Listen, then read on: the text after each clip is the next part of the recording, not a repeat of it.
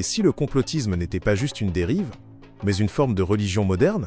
Pas une religion avec des temples et des rites visibles, mais une croyance structurée, avec ses fidèles, ses textes sacrés, threads, vidéos, posts, ses prophètes, influenceurs, lanceurs d'alerte, et surtout, une vision du monde. Comme dans une religion, tout y fait sens. Rien n'est laissé au hasard. Chaque événement devient un signe, chaque contradiction une preuve supplémentaire. Le doute n'est pas permis. Il est interprété comme une faiblesse, voire une trahison. Ce qui est frappant, c'est que le complotisme ne repose pas seulement sur des idées, mais sur un besoin. Besoin de comprendre, de se sentir lucide dans un monde complexe, de reprendre du contrôle face à l'incertitude.